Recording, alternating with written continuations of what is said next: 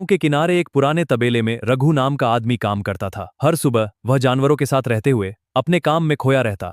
उसकी मेहनत और लगन देखकर मन में एक नई प्रेरणा जागती। हर सुबह वह सबसे पहले जानवरों की देखभाल करता था। उसे अपने पशुओं से गहरी लगन थी। वह धैर्य से उन्हें चारा खिलाता, जैसे ये उसके परिवार का हिस्सा हो। उसके कपड़े पुराने थे, इसलिए लोग उसे गरीब समझते थे। देखो कितने गंदे कपड़े हैं। पर क्या वे जानते थे उसके भीतर क्या था? उसकी कहानी यहीं खत्म नहीं होती।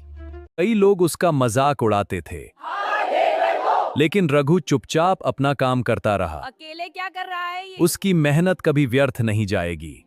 लेकिन रघु हमेशा मुस्कुराकर अपनी मेहनत करता रहता था।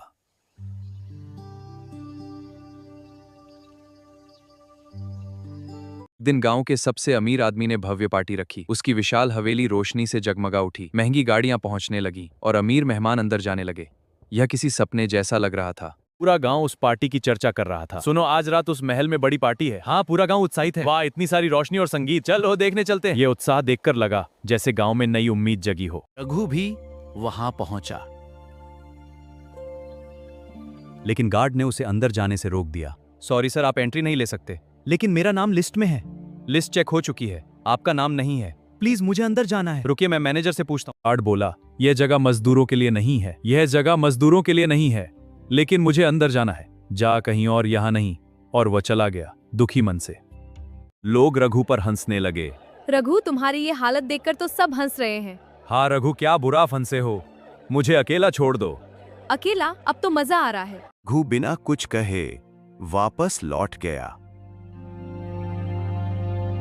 कुछ दिनों बाद गांव पर बड़ी मुसीबत आई।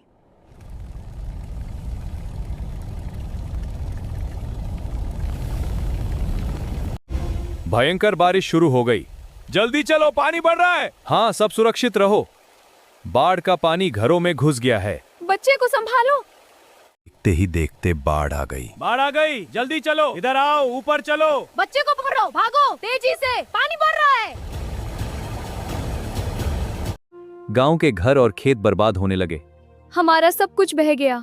धैर्य रखो, हम संभाल लेंगे। खेत बर्बाद हो गए। बच्चों का भविष्य क्या होगा? किसी को समझ नहीं आ रहा था कि क्या करें। हम क्या करेंगे, अब सब तबाह हो गया। हाँ, घर और खेत सब बह गए। पानी रुका नहीं है और बारिश आ रही है। हमें कुछ सोचना होगा। तभी अचानक गांव में बड़े बड़े ट्रक पहुंचे। देखो, मदद आ गई, हम सब बच गए। भगवान का शुक्र है, अब हम जी सकेंगे। चिंता मत करो, हम सबके लिए लाए हैं। ट्रकों में राहत सामग्री भरी हुई थी। धन्यवाद भाई, ये बहुत मदद करेगा। आपका स्वागत है, हम और भी लाए। बहुत बहुत शुक्रिया। गांव वालों को मुफ्त में खाना और दवाइयां दी गईं। धन्यवाद, अब हम बच गए। हाँ, मुझे बहुत खुशी है। लेकिन मदद भेजने वाला कौन था, यह कोई नहीं जानता था। यह सोचकर हैरानी होती है। हाँ, कोई तो होगा जिसने हमारी मदद की। पर हम उसे कभी जान नहीं पाएंगे। शायद कोई देवदूत। कुछ दिनों बाद प्रधान के पास एक पत्र पहुंचा। ये लो, सरकारी पत्र है। जी प्रधान जी। पत्र पढ़ते ही उसके होश उड़ गए। पत्र में लिखा था कि सारी मदद रघु ने भेजी है। रघु ने? सच में? हाँ, यही लिखा है। यह तो बहुत बड़ी बात है। हम सब इतने हैरान हैं। तभी गांव में कई लग्जरी कारें आकर रुकी। कारों से उतरे अधिकारियों ने एक बड़ा राज खोला।